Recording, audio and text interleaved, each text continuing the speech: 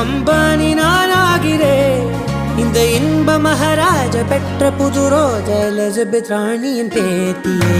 தாயே தாயே மகளன வந்தாய், தந்தை சிந்தை நலமுற வந்தாய். நீயே லோகம் என்று ஆனாய் பெண்ணே, என்னை ஆளும் தெய்வம் நீதான் கண்ணே. பெற்றது நானா இல்லை உன் மகனே நானம்மா.